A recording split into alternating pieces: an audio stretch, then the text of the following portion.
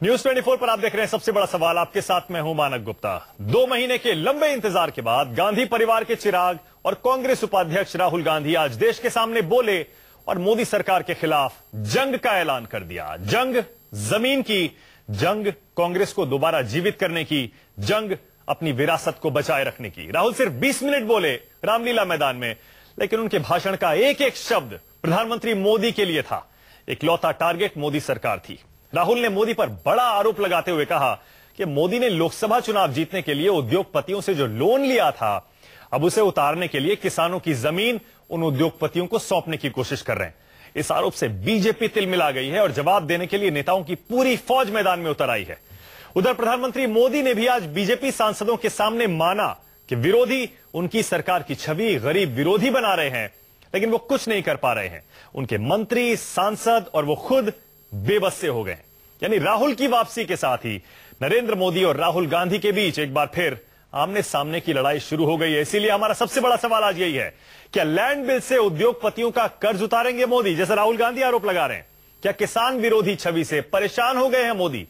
और क्या किसान रैली ने कांग्रेस के अंदर एक नई जान फूंक दी है? इसी पर होगी बहस, लेकिन पहले देखिए हमारी एक खास रिपोर्ट।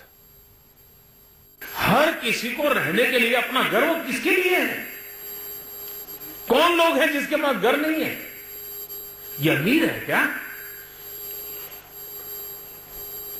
ये किसी टीवी चैनल के मालिक का घर नहीं है, उसको देने के लिए कर रहे हैं क्या? किसी अखबार के मालिक को घर नहीं, उसका घर बनाने के लिए कर रहे हैं क्या? ये मुकेश अंबानी के लिए घर बनाने के लिए कह रहे हैं क्या? मोदी जी ने बड़े बड़े उद्योगपतियों से हजारों करोड़ रुपए का कर्जा लिया है और उस कर्ज को वो कैसे निभाएंगे? आपकी जमीन उन उद्योगपतियों को देकर निभाएंगे। करीब करीब हर किसी की पीठ एक ही जगह पर अटक गई। उसमें कोई हमारा भी दोष होगा कम्युनिकेशन में, ऐसा मुझे लगता है।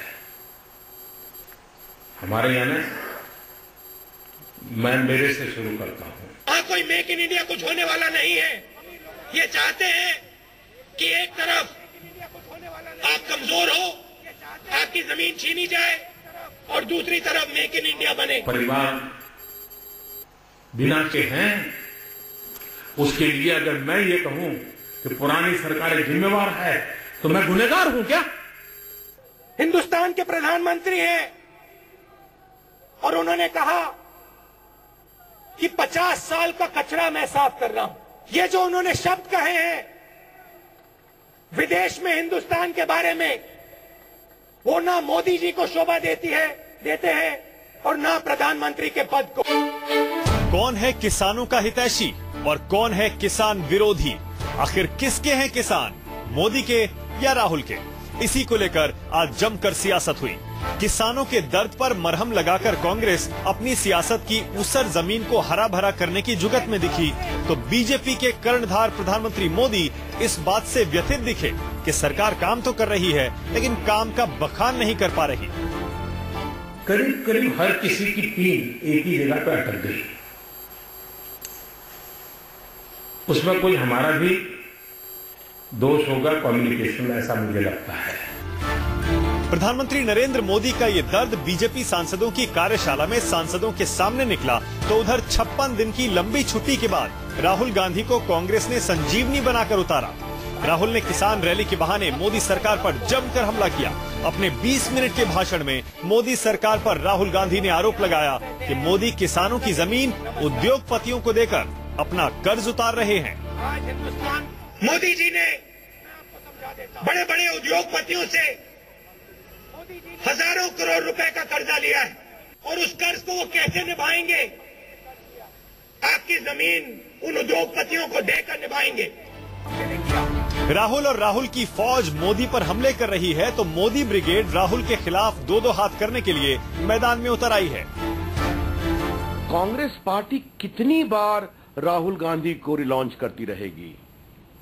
क्या हर हार के बाद उनकी रीपैकेजिंग की जाएगी? क्या बड़े बड़े उद्योगपतियों से कर्ज लेकर करके हम चुनाव जीते हैं? क्या राहुल गांधी को देश के जनमत का इस प्रकार से अपमान करने का अधिकार है? तो मोदी जी सिर्फ मन की बात करते हैं और हमारे नेता मन की बात सुन करके किसानों की उसके बाद बात करते हैं। यही फर्क है हमारे अंदर और मोदी जी के अंदर। किसान फसलों के बर्बाद होने से आत्महत्या कर रहे हैं। लैंड बिल के चलते जमीन जाने का डर भी उन्हें सता रहा है। लेकिन विडंबना देखिए, कांग्रेस बीजेपी ही नहीं, किसानों के जख्म पर मरहम लगाने की जगह दूसरी सियासी पार्टियां भी सियासी जमीन तलाशने में जुटी हैं। इस देश का दुर्भाग्य है कि हम एक ऐसे आदमी में भरोसा करती रहती है, एक बड़ी पार्टी जो सांसद छोड़िए एक सामान्य भारतीय नागरिक होने की पात्रता नहीं रखता। तो किसान और किसान का दर्द राहुल गांधी को क्या मालूम। कांग्रेस की किसान रैली में पूर्व प्रधानमंत्री मनमोहन सिंह और कांग्रेस अध्यक्ष सोनिया गांधी ने भी मोदी सरकार के खिलाफ बिगुल फूंक दिया। हालांकि कांग्रेस की किसान रैली राहुल गांधी के सियासी भविष्य के प्लेटफॉर्म के तौर पर भी देखी जा रही है। इसीलिए बड़ा सवाल है, क्या किसान रैली ने कांग्रेस के अंदर जान फूंक दी है। Bureau report, news 24।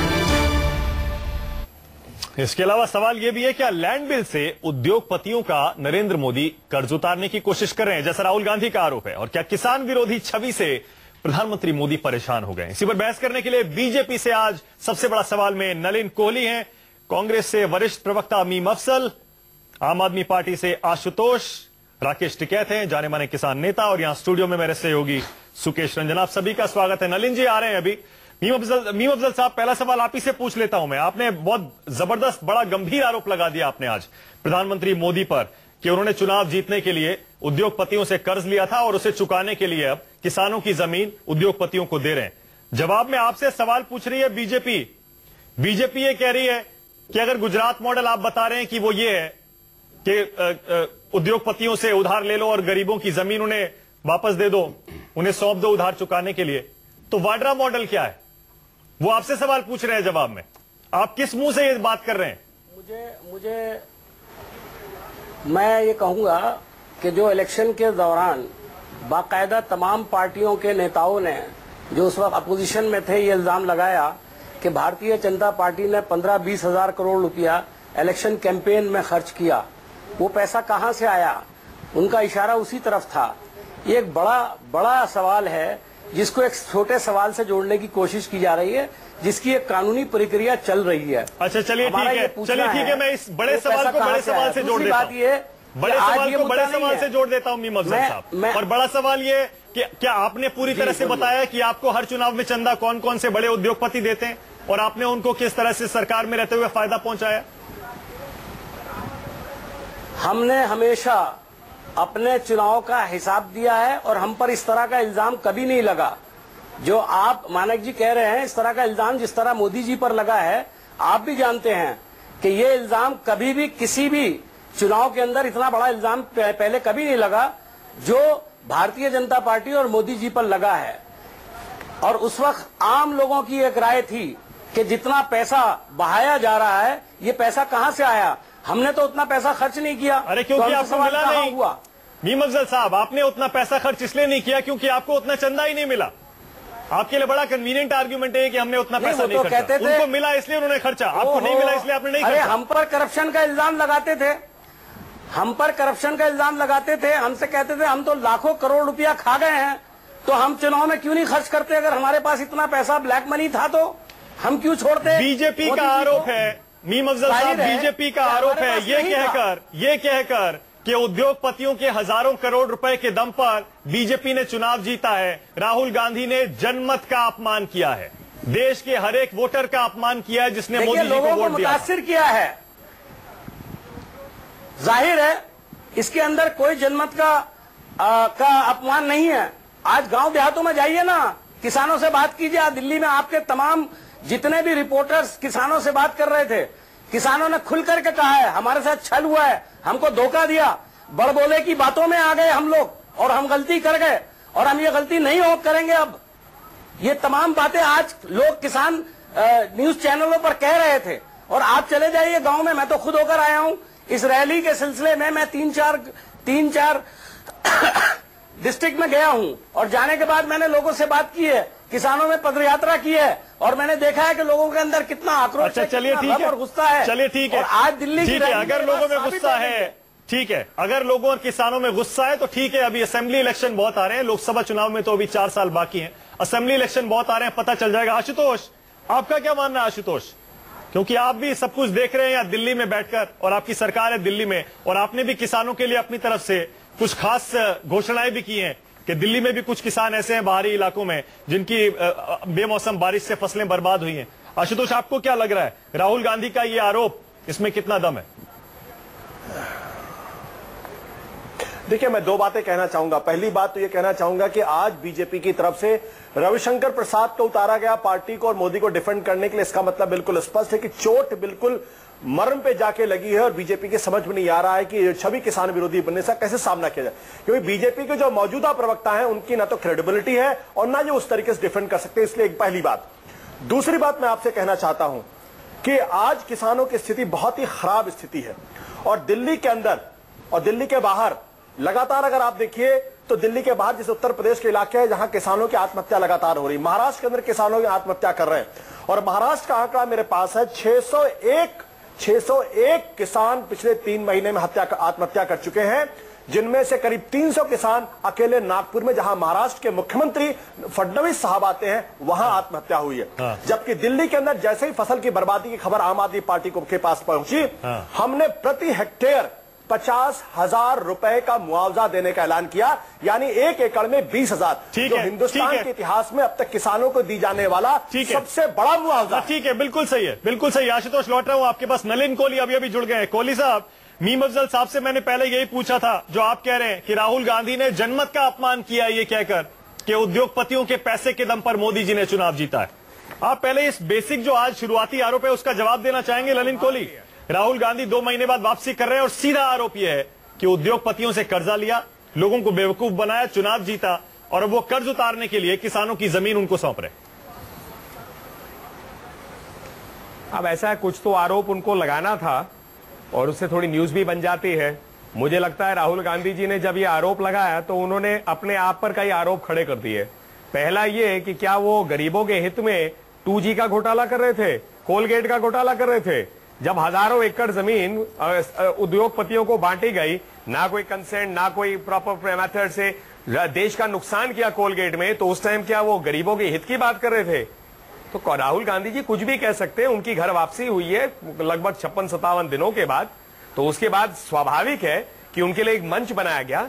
अब मंच पे कितना प्रभावशाली उनका भाषण रहा, सामने खाली कुर्सियों से अगर अंदाज लगाया जाए या जिस प्रकार से लोग इधर उधर टहल रहे थे, वो अपने आप दुनिया देखेगी। हाँ, लेकिन एक सवाल और है नलिन कोहली, एक सेकंड में आ रहा हूँ। कोहली जी को अपने चश्मे का नंबर बदलवाना चाहिए। एक सवाल और है, एक सवाल और है। कुर्सियां कहाँ नजर आती? एक सेकंड मीम अफजल साहब, एक सेकंड, एक सवाल और है। नलिन कोहली, ये तो आप भी मानेंगे, मुझे चैनल पे दिखे थे, नलिन कोहली साहब नहीं देख रहे थे, तो मेरे इसमें कोई दोष नहीं। नलिन कोहली साहब, एक बात तो आप भी मानेंगे, प्रधानमंत्री मोदी आज खुद अपने मुंह से ये बात बोल रहे थे कि सरकार जो काम कर रही है उसका बखान नहीं कर पा रही है, लोगों तक नहीं पहुंचा पा रही है। खुद ये मान रहे हैं इशारों में, सरकार की गरीब विरोधी, किसान विरोधी छवि बनती जा रही है, परसेप्शन की वॉर आप हार रहे हैं। मैं इसको भी करेक्ट कर देता हूं। प्रधानमंत्री जी का कहना क्या है कि जो संवाद सीधे रूप से इलेक्टेड रिप्रेजेंटेटिव, जो लोगों का चुना हुआ रिप्रेजेंटेटिव है, और लोगों के बीच वो संवाद जो डायरेक्टली हो जाए, वो सबसे बढ़िया है। गुजरात में ये लगातार हुआ। ऐसा तो है नहीं कि मोदी जी के खिलाफ मीडिया में हो या कई और संस्थाएं हो लगातार बोलती नहीं थी, लेकिन जनता के साथ उनका सीधा संवाद था। तो यही बात वो कह रहे थे, आज जितने चाहे हमारे एमपीज हो, सब ये लोगों के प्रतिनिधि हैं, इनका संवाद और प्रभावशाली हो, लोगों से डायरेक्ट हो, तो अंततः तो लोग ही तो डिसाइड करते हैं। हाँ, सही है, तो लोकतंत्र है। चलिए ठीक है सुकेश, लेकिन ये तो मानना पड़ेगा, आज मोदी जी ने कहा कि कुछ लोगों की जन्मजात आदत होती है। इन शब्दों में मोदी जी का गुस्सा, उनकी फ्रस्ट्रेशन झलकती नहीं है सुकेश? वो मानते नहीं है कि हाँ ऐसा हो रहा है, सरकार अपनी चीजों को, गरीबों के लिए जो काम कर रही है, लोगों तक नहीं पहुंचा पा रही। जो आशुतोष ने कहा, उनका पहला वाक्य जो था वो एडिटर की तरह था, और उनसे मैं सहमत हूं बिल्कुल कि जिस तरीके से आज रविशंकर प्रसाद को उतारा गया, वो दिखाता है कि कहीं ना कहीं बेचैनी थी, प्रीएम्प्ट करने की कोशिश की नरेंद्र मोदी ने पहले भाषण दिया। और नरेंद्र मोदी नहीं, मैं चूंकि कई लोगों से मिलता रहता हूं बीजेपी में, तो वो अंदर ऑन रिकॉर्ड ना कहें इस बात को, अंदर उनको इस बात की बेचैनी है कि वी आर लूजिंग ग्राउंड जहां तक vis-a-vis फार्मर्स आर कंसर्न। अगर किसानों की बात की जाए, जिन किसानों ने हमको वोट दिया था, वो कहीं ना कहीं हमारी छवि अब किसान विरोधी हो गई है। और हमारी छवि प्रो कॉर्पोरेट बनाने की जो कोशिश की गई विपक्ष के द्वारा, वो ये भी मानते हैं कि ये छवि बनती जा रही है। अभी 3 दिन पहले हमने नितिन गडकरी से बात की, नितिन गडकरी ने ऑन कैमरा ये माना है कि हम पे कौन सा आरोप लगता है, हम पे आरोप लगता है कि हम कम्युनल पॉलिटिक्स करते हैं। तो ये आरोप तो पहले से लगता है। एक नया आरोप लगाया गया है कि हम कॉर्पोरेट के पक्ष की राजनीति करते हैं। ये आरोप जो लगाया गया है ये मिथ्या आरोप है, ये गलत आरोप है। यही बात आज नरेंद्र मोदी ने अपने सारे सांसदों को कही, प्रवक्ताओं को बुलाया गया था कि आप बिल्कुल विगरस तरीके से ये जो बिल्कुल एक कंसोलिडेटेड अटेम्प्ट है, कोऑर्डिनेटेड अटेम्प्ट है विपक्ष के द्वारा, उसको खारिज किया जाए। तो उसको वो समझ रहे हैं और ऐसे समय में ये कोशिश की जा रही है जब बजट का दूसरा सत्र शुरू होने वाला है, तो एक मैसेज सीधे जाएगा भी लोगों में कि क्या कमजोर दिख रही है सरकार, क्या प्रो कॉर्पोरेट है सरकार। तो ये कोशिश इस तरीके की इसलिए की गई कि एक मैसेज दिया जा सके। और ठीक बात है कि रविशंकर प्रसाद से लेकर तमाम ऐसे बड़े लोगों को उतारना, ये सरकार के अंदर थोड़ी जो बेचैनी है उसको दिखाता है। ठीक है साहब, एक तरफ राहुल गांधी कह रहे हैं कि इस सरकार ने, नरेंद्र मोदी ने उद्योगपतियों से लोन लिया था। एक सेकंड आ रहा हूं सर, आपको पूरा मौका मिलेगा सर। एक सेकंड ये विषय जो सुकेश जी बोले, मैं टिकैत साहब से माफी मांगते हुए, अच्छा चलिए बोलिए कोहली साहब, क्योंकि सुकेश जी ने पॉइंट्स बताए। पहली बात है कि मोदी जी का कार्यक्रम पहले से तय था, ऐसा नहीं है कि पहले बोलने का कोई प्रयास किया गया। वैसे ही राहुल गांधी जी का बोलना पहले तय रहा होगा किस समय उनको बोलना है। चलिए, और जो बोलते मीडिया को तय था कि जिसको उठाना है। दूसरी बात जो उन्होंने कहा कि रविशंकर जी को उतारा गया, रवि जी बहुत हमारे प्रेस लगातार करते हैं, कई और मंत्री भी करते हैं, नई बात नहीं है इसमें। तीसरी बात उन्होंने जो कहा कि जो आरोप लग रहे हैं, यहां भाजपा के पास 2 विकल्प है, या तो आरोपों के जवाब में पूरा समय लगा दे या काम करते जाए और जनता पे छोड़ दे। चलिए ठीक है मैं जवाब दे दूं। नलिन जी, ये नरेंद्र मोदी ने माना है कि हम स्वभावतः विपक्षी हो गए हैं, हम विपक्ष में ज्यादा दिन रहे हैं, हम अपनी बात को शायद पहुंचा नहीं पाते, वो बातें नहीं जा पाती जनता के बीच जो जानी चाहिए। मतलब ये बात जो है वो कहीं ना कहीं इस बात से परेशान है। और आपको मालूम है कि बीजेपी के अंदर इस बात की परेशानी है कि कहीं हमारी छवि जो वो प्रो कॉर्पोरेट बनाई जा रही है, आपको जो मिडिल क्लास ने वोट दिया, जो लोअर मिडिल क्लास ने वोट दिया, वो वोट अगर खिसक कर, और इसी की लड़ाई है कांग्रेस और आम आदमी पार्टी में, इसी की लड़ाई है, ये वोट खिसक कर अगर जाता है तो बड़ी मुश्किल होगी, जैसा कि दिल्ली में हुआ है। लोकतंत्र में सारी लड़ाई जो है सिर्फ वोट की लड़ाई है, बिल्कुल सही कह रहे हैं आप। और ये अधिकार हर राजनीतिक पार्टी का है, अल्टीमेटली जनता ही तय करेगी ना किसको वोट देना है। जैसे आम आदमी पार्टी को पूरा वोट मिला तो वो उनकी क्रेडिबिलिटी में जाता है। अब उनको अपनी वादों पर पूर्ति करनी होगी, आगे तब उस पे तय होगा ना कि फिर से वोट मिलेगा या नहीं। चलिए, वैसे ही हमें राष्ट्रीय स्तर पर मिला, तो हमें भी अपने काम लेकर जनता के पास जाना पड़ेगा। चलिए ठीक है। राकेश जी, आपने आज दोनों के भाषण सुने होंगे, राहुल गांधी का भी सुना होगा, नरेंद्र मोदी जी का भी सुना होगा। आप किसकी बात पर यकीन करेंगे? किसान किसकी बात पर यकीन करेगा? एक तरफ राहुल गांधी है जो कह रहे हैं उद्योगपतियों को, किसानों की जमीन ले लेके और उनको दे रहे हैं, कर्ज चुकाएंगे अपना पुराना, और दूसरी तरफ मोदी जी हैं जो कह रहे हैं नहीं ऐसा नहीं है, सब झूठ है। नहीं, झूठ कहाँ पे है भाई, वे ले रहे हैं जमीन। हमने ये कहा कि जब 2013 में ये बिल आया, उस टाइम पे 2 साल इस बिल को आने में लगे। सारे किसान संगठनों से, देश के किसान संगठनों से बात हुई, सारी पॉलिटिकल पार्टियों से बात हुई, स्टैंडिंग कमेटी की चेयरमैन सुमित्रा महाजन थी। तो या तो फिर भाई बीजेपी के लोग धोखा कर रहे थे देश के साथ में। अगर बिल में कोई खामियां थी और देश के लिए इसमें कोई अमेंडमेंट होना था तो उसी टाइम पे बताते। आज क्या होगा कि आप ऑर्डिनेंस आप लेकर आ रहे, आप हाउस में फेल होगे, आप दोबारा राज्यसभा में फेल होगे, आप दोबारा फिर कानून का उल्लंघन कर रहे हो। फिर कर रहे हैं आपके हिसाब से, क्यों कर रहे हैं मोदी जी और मोदी सरकार ऐसा क्यों कर रही है? पूर्ण रूप से ये है कि आप राहुल गांधी के आरोप से सहमत हैं? जो बिल्कुल उन्हें आरोप लगाए बिल्कुल सहमत है उन आरोप पे, बिल्कुल सही है। और ये छवि पूर्ण रूप से बन गई है। अभी कुछ इन्हीं के मेंबर पार्लियामेंट थे, इन्होंने कहा कि आप जाके, जैसे मोदी जी ने कहा कि आप जाके गांवों में भूमि अधिग्रहण का प्रचार करो। उनसे हमारी बात हुई, मैं उनका नाम नहीं लूंगा। उसने कहा जी मंत्री पद की शपथ अगर मुझे देते हो तो इससे भी खराब बिल ले आओ, मैं उसका भी प्रचार करूंगा, लेकिन वैसे नहीं जाऊंगा। आने वाले टाइम पे ये होगा कि जो आपकी किसान विरोधी छवि बन गई है, आपके लोग डले मारेंगे। आप इसको बिल को हाउस में ज्वाइंट सेशन में पास करोगे ना, आपका बीजेपी का झंडा देहात में देखने को नहीं मिलने का, आप इसके रिजल्ट ले लेना। नलिन कोहली जी, जैसा सुकेश भी कह रहे थे, क्या वाकई आप समझ रहे हैं कितना डेंजरस, कितना खतरनाक हो सकता है किसान विरोधी और गरीब विरोधी अगर आपकी छवि बन जाती है? ये कहते हैं मोदी जी ने कहा कि हम गरीबों के लिए कर देते हैं, हमें बिजली घर के लिए चाहिए। मैं राकेश जी कुछ कह दूं, अब आपने मेरी बात रखी तो मैं कुछ जवाब दे दूं। राकेश जी 25 एकड़ जमीन हमने डोनेट कर दी सरकारों को, स्कूल के लिए, बिजली घरों के लिए। बिजली घर अपने आप बना कर दे देते हैं गांव के लोग। जवाब आप मांगो तो। नलिन जी जवाब दीजिए। पहले 2-3 बातें। जो 2013 का बिल था, हम लोग पहले तथ्यों पे बात करें। 120 साल लगे कांग्रेस पार्टी को उस बिल को बदलने में, जिसमें 55 साल कांग्रेस पार्टी को राज में लगे 120 साल पुराने बिल को बदलने में। उस बिल के अंदर में 13 ऐसे प्रावधान थे जिसमें आप एक्विजिशन विदाउट कॉम्पनसेशन करते, जो जहां पर 4 गुना ये सब नहीं अप्लाई करता। हाईवेज के लिए, रेलवेज के लिए, कई प्रोजेक्ट्स के लिए। जो उसमें लगभग 50 ड्राफ्टिंग एरर्स थे। जो 2014 का प्रावधान आया, पहली बात ऑर्डिनेंस क्यों, और वो भी 31 दिसंबर को क्यों?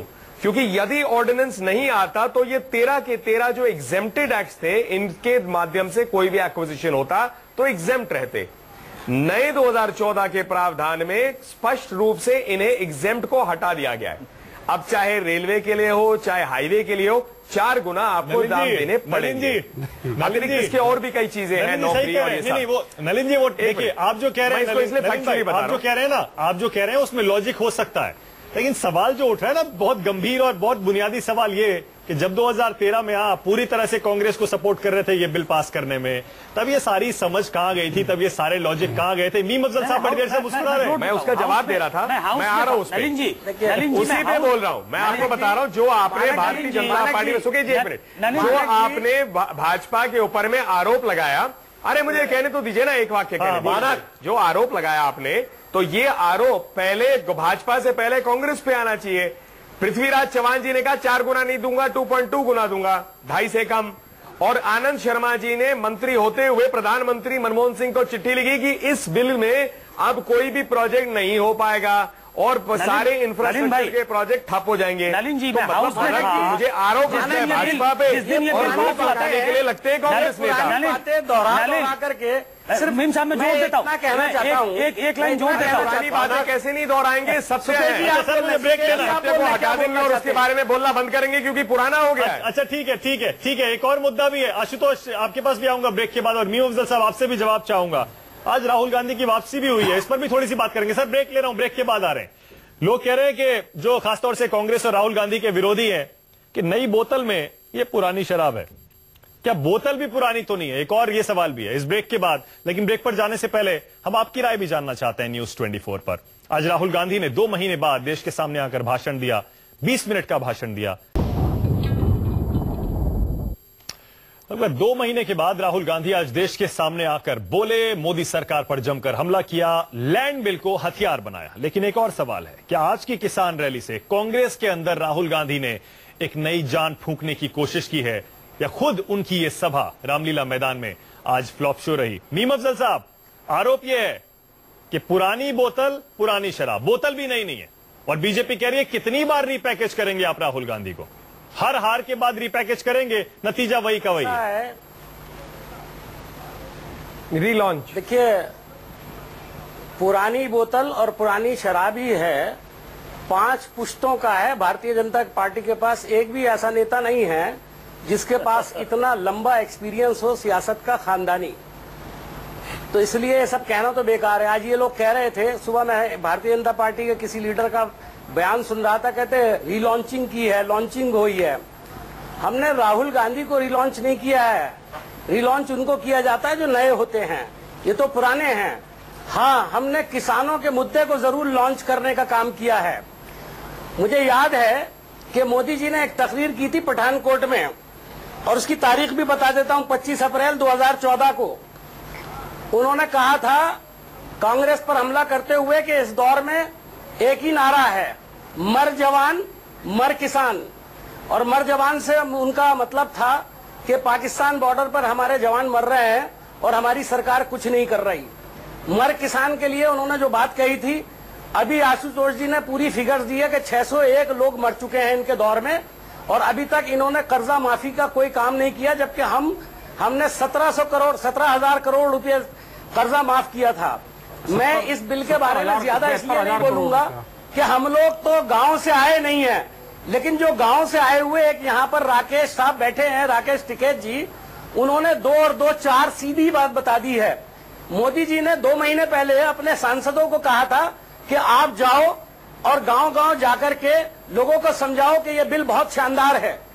इनके कोई भी सांसद जमीन पर जाने की हिम्मत नहीं कर रहा। ठीक है मीम अफजल साहब, हम घूम फिर के वहीं आ गए। एक सेकंड मीम अफजल साहब, मीम अफजल साहब एक सेकंड, बात कह दूं, आपने पूरी बात कह दी, मैं कुछ कह दूं। राहुल जी का नहीं है सवाल, इसमें किसानों का है, मैं समझ गया, मुद्दे का है, मैं समझ गया। ऐसे किसी भी बिल को पास नहीं होने देंगे जो किसान विरोधी है, मैं कुछ जोड़ना चाहूंगा, दुश्मन है, हम उसके साथ खड़े रहेंगे। ठीक है, ठीक। नलिन कोहली साहब एक सेकंड में आ रहा हूं, आशुतोष को बहुत देर से मौका नहीं दिया मैंने। एक सेकंड नलिन कोहली साहब।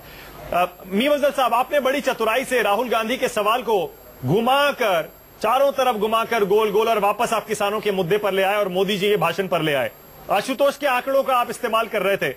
आशुतोष, आपको लगता है कि मुद्दा वही है? एक सेकंड चलिए, ठीक है, मुद्दा वही है। ठीक है, ठीक है। आशुतोष, आप सहमत हैं और कांग्रेस की जो ये स्टैंड है पूरा मोदी जी के खिलाफ, मोदी सरकार के खिलाफ, क्या आप दोनों एक साथ खड़े दिखाई दे रहे हैं जैसे टीवी डिबेट में आज? क्या वाकई आप पूरी तरह कांग्रेस के साथ हैं या उनकी पॉलिसी से पूरी तरह सहमत है इस पे? देखिए, पहली बात, इस देश का सबसे बड़ा दुर्भाग्य यह है कि जिस पार्टी के शासन में 2008 में सबसे ज्यादा किसानों की मृत्यु हुई और उस वक्त चुनाव जीतने के लिए 64,000 करोड़ रुपए का मुआवजा विदर्भ के किसानों को दिया गया था, और उसके बावजूद आज भी जो मैंने आपको आंकड़े दिए, महाराष्ट्र के में 601 किसान मारे गए। तो 64,000 करोड़ रुपए अगर किसी प्रदेश को दे दिया जाए, किसानों के मुआवजा के लिए दे दिया जाए, तो वो पूरा का पूरा प्रदेश बदल जाएगा। किसानों की हालत तो छोड़ दीजिए। तो और आज की हालत ये 601, यानी ना तो बीजेपी को किसानों की चिंता है, ना ही कांग्रेस को किसानों की चिंता है।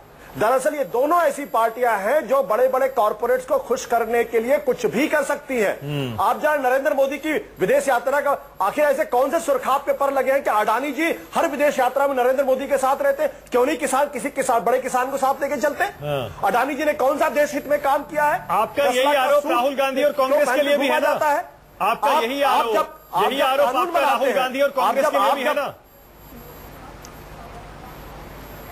बिल्कुल, मैं आपसे कहना चाहता हूं कि भाई 2013 के अंदर जब लैंड एक्विजिशन बिल बना तब आपने उसका समर्थन किया, और आज आप क्या कह रहे हैं? आज आप कह रहे हैं कि नहीं, किसानों की जमीन ले लीजिए, उनकी राय मत लीजिए, सोशल इंपैक्ट असेसमेंट मत करिए, 5 साल से ज्यादा अगर जमीन का इस्तेमाल ना हो तो भी किसानों को वापस मत करिए, और जवाब देंगे। तो ये जो पूरा का पूरा खेल है कि आप इन जमीनों को लेकर आप बड़े बड़े कॉर्पोरेट हाउस। जी सुकेश कुछ कह रहे हैं? नहीं आशुतोष, मैं फिर से जमीन अधिग्रहण पे चले गए, उस पर काफी चर्चा हो रही है। मैं ये जानना चाहता हूं कि जो आज राहुल ने भाषण दिया, 2 महीने के बाद वो लोगों को ठीक से दिखे, आज उन्होंने भाषण दिया, आपको क्या लगा? राहुल अग्रेसिव राहुल दिखे, एक चिंतन करके जो आदमी लौटता है, जो चिंतन के लिए वो गए थे, वैसा कुछ दिखा आपने? थोड़ा ईमानदारी से कहिएगा, राजनेता वाला जवाब नहीं चाहिए। देखिए सुकेश, 2004 में राहुल गांधी को लॉन्च किया गया। अगर किसी नेता को अपने आप को पुनर्स्थापित करने में 11 साल का वक्त लगता है तो आप यकीन मान लीजिए ऐसे नेता से देश को ना कोई उम्मीद रखनी चाहिए, ना कांग्रेस पार्टी को उम्मीद रखनी चाहिए। और सोनिया गांधी ने 1 हफ्ते के अंदर दोबारा कांग्रेस को खड़ी करने की कोशिश की। यह मुद्दा सोनिया गांधी लेकर आई, भूमि अधिग्रहण राहुल गांधी लेकर नहीं आए। तो राहुल गांधी की कितनी भी कोशिश कर लीजिए, आप उनको पुनर्स्थापित नहीं कर सकते हैं। यह बात अगर कांग्रेस समझ ले तो अस्तित्व के संकट से उभरने की कोशिश कर सकती है। अगर यह बात नहीं समझ में आती है तो 2019 में 44 सीटें हैं, पिछली बार शायद 4 सीटें भी ना रह जाए। ठीक है, आपने बहुत अच्छी सलाह दी है मीम अफजल साहब को और वो मुस्कुरा रहे हैं। नलिन कोहली साहब जवाब दीजिए। अब आप पूछ रहे हैं कांग्रेस से कि राहुल गांधी को कितनी बार रिलॉन्च करेंगे, वो आपसे कह रहे हैं कि आप बताइए आपके पास कौन सा नेता है? आज तो छाछ आजकल छलनी भी बोल रही है। नहीं, एक जगह आज जो है आशुतोष जी एक जगह चूक गए। सारी लंबी बातें की, लेकिन जो उन्होंने कंसेंट वाली बात थी उस पर गलती कर ली। उन्होंने हो सकता है होमवर्क नहीं किया, पढ़ा नहीं वो। कंसेंट क्लॉज आज भी एप्लीकेबल है जहां पर प्राइवेट एक्विजिशन कोई प्राइवेट कंपनी करती है। नहीं ऐसा है, मैंने आपको रोका नहीं, मुझे पूरी बात करनी थी, जरूर उस पर काउंटर दीजिए आशुतोष जी। तो इसीलिए वो कंसेंट क्लॉज प्राइवेट के लिए आज भी है, वो कंसेंट क्लॉज सरकारी प्रोजेक्ट्स के लिए नहीं है। और मैंने पहले ही कहा कि 13 जो एग्जेम्प्टेड थे उनको इंक्लूड किए। दिक्कत क्या है कि आशुतोष जी या उनकी पार्टी उसमें ये भी ठीक और वो भी ठीक नहीं है। उनकी पार्टी में ये भी बुरे वो भी बुरे, लेकिन हम सबसे अच्छे हैं। तो उनकी पार्टी में अब क्या हो रहा है उस पर अगले दिन पे डिबेट करेंगे, कैसे अपने ही मुद्दे छोड़ गए हैं। अब उनको अपना काम करने लीजिए, काम करेंगे तो हो सकता है जनता दिल्ली की उनको वोट देगी, नहीं करेंगे तो वो खुद जवाब देंगे। कांग्रेस की चिंता नहीं, अपनी कर ले। वो नलिन कोहली साहब ऐसा क्यों है? सीटें ऐसा क्यों? अब आ जाते हैं मीम अफजल साहब पे। कांग्रेस, उन्होंने जो राहुल गांधी जी पे कहा, देखिए इस पे बड़ी विचित्र बात है कि राहुल गांधी जी 2008 में नियमगिरी गए थे, 2011 में भट्टा परसोल 3 साल के बाद, और इस बीच में शायद ऑस्ट्रेलिया भी होकर आ गए थे। इन तीनों दौरों को लेकर उनकी पूरी समझ हो गई सारे किसानों को लेकर। उन्होंने आज अपने स्वयं ऐसे ही कहा है। तो इसीलिए राहुल गांधी जी की कितनी विराट और विशाल सोच है, कितना होमवर्क है, वो कांग्रेस पार्टी अपने आप उसका आकलन करे। हम लोग अपने काम पे लगे लेंगे, जनता को पर छोड़ देंगे कि हमारा काम सही है या गलत है। हाँ चलिए, मीम अफजल साहब आप कुछ कह रहे थे, फिर से आ रहा हूं, आपको रोक दिया था नलिन कोहली साहब ने। आप कुछ कह रहे थे, शायद आशुतोष के बारे में आप कुछ कह रहे थे।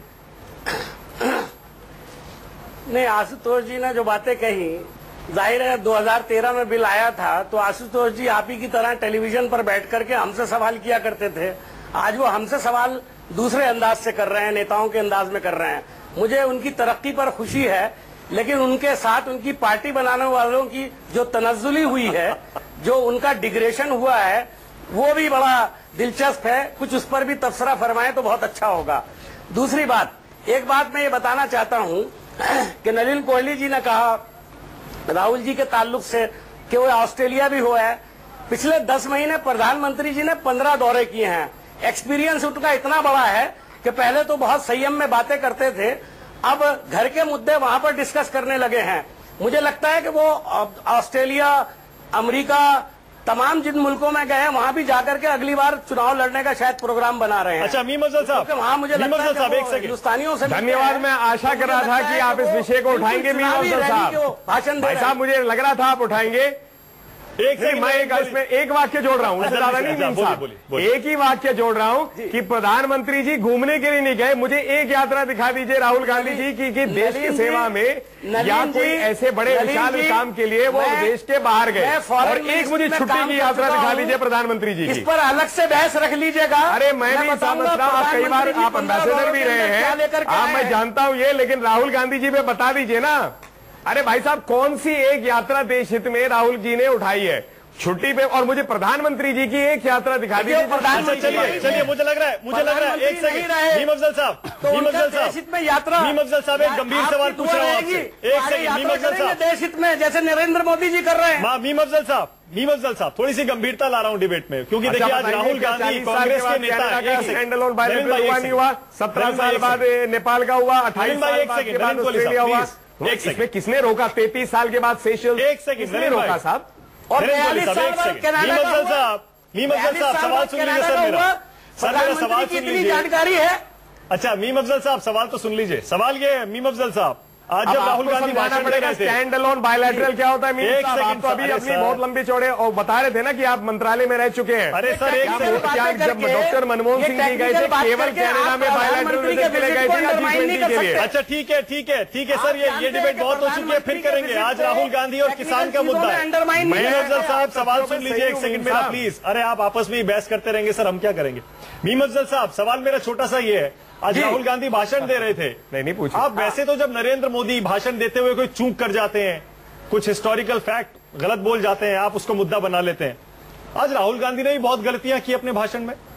मनमोहन सिंह बराबर में बैठे थे, उनको प्रधानमंत्री जी कह दिया। अब आप क्या कहेंगे? देखिए ये जो बात है, वो तो हम लोग भी कभी कभी भाषण में अपने गलती कर देते हैं।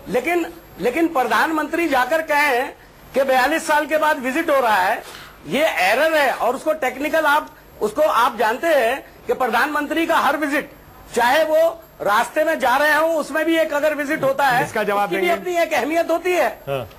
अच्छा चलिए मुझे लग रहा है हम सिर्फ वहीं घूमते हैं। कनाडा के प्रधानमंत्री जी ने भी ऐसा ही इस वाक्य को रखा है, लेकिन अफजल साहब को वो समझ नहीं आएगी। और दूसरी बात, जो राहुल जी ने प्रधानमंत्री बुलाया डॉक्टर मनमोहन सिंह जी को, नहीं करूंगा, सत्ता का गुरूर अभी उतरा नहीं है। मैं थोड़ा प्रोटोकॉल जानता हूं।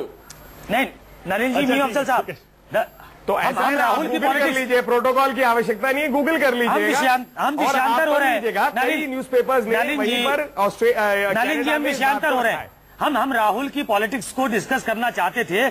मीम अफजल साहब, अभी तक जो राहुल पे आरोप लगता रहा है कि वो हिट एंड रन करते हैं, आज जो उन्होंने भाषण दिया वो बिल्कुल फोकस था उनका कि नरेंद्र मोदी पे हमला करना है, किसानों की बात करनी है। उन्होंने यहां तक कह दिया कि प्रो कॉर्पोरेट सरकार है, कर्जा लिया था, कर्जा वापस करने के लिए वो किसानों से जमीन छीन लेंगे। वो तमाम बातें तो हैं, लेकिन क्या ये जो उनका एफर्ट है, क्या जो वो उतरे हैं, ये कुछ दिन तक जारी रहेगा या फिर वही हिट एंड रन वाला मामला होगा?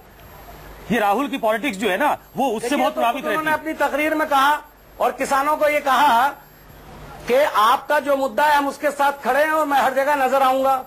ये उनका आज़्म आपको दिखाई देना चाहिए। और मैं ये समझता हूं कि कोई हिट एंड रन वो नहीं करते हैं, वो देश के अंदर रहते हैं और देश के अगर बाहर भी रहते हैं तो देश के मुद्दों से जुड़े रहते हैं। अरे सर, 56 दिन के लिए गायब हो जाते हैं, इंपॉर्टेंट बजट सत्र से पहले 56 दिन के लिए गायब हो जाते हैं। आप कह रहे हैं लोगों के साथ खड़े रहते हैं, लापरवाह हो जाते हैं। अरे आप कह रहे हैं सर लोगों के साथ खड़े रहते हैं, और आज उनके वादे को लोग सीरियसली कैसे लेंगे? अचानक 56 दिन के लिए गायब हो गए, 15 दिन की छुट्टी ली, फिर बढ़ा दी, कोई नहीं जानता कहां है, कर क्या रहे हैं, और अब आप कह रहे हैं वो लोगों के साथ खड़े नहीं, मानक जी आप गलत कह रहे हैं। मानक जी मैं आपको दुरुस्त करूंगा। जी करिए। 15 दिन की कोई बात नहीं थी, ये मीडिया का एक्सपेक्ट। सबसे पहले अजय माकन जी ने कहा था कि वो कुछ हफ्तों की छुट्टी के लिए गए हैं, और कुछ हफ्ते 4 भी हो सकते हैं, 8 भी हो सकते हैं। हाँ सर, 15 भी 20 भी हो सकते हैं सर, वो भी कुछ ही हफ्ते होंगे। मैं इसको क्लैरिफाई कर रहा हूँ आपको। चलिए ठीक है, कोई बात नहीं। एक सेकंड, क्योंकि राकेश जी बहुत देर से खामोश बैठे हैं, और आप बेताब भी हैं बोलने के लिए। राकेश जी, आपने नरेंद्र मोदी के लैंड बिल को तो कह दिया कि ये किसान विरोधी है, गरीब विरोधी है। राहुल गांधी जब मंच से खड़े होकर कहते हैं कि मैं किसानों के साथ खड़ा रहूंगा, आपको यकीन होता है उस बात पे?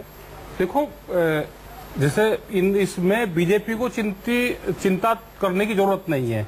अगर कांग्रेस ने किसानों के लिए नहीं करा तो उन्होंने भाई भुगत लिया, वे सरकार से बाहर हो गए।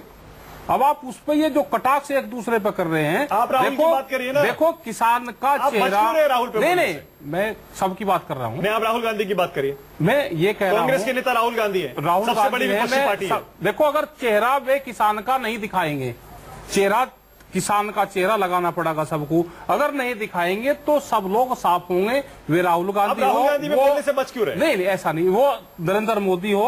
भाई नरेंद्र मोदी तो सत्ता में आ गए। इससे संदेश यही जा रहा है कि किसान राहुल गांधी को सीरियसली नहीं लेते। बधाई। ऐसा नहीं है, मुद्दा सही है हमारा ये है। हमने ये कहा कि जहां जिसकी स्टेट, देखो आज किसानों पर बहुत बड़ी मुसीबत है।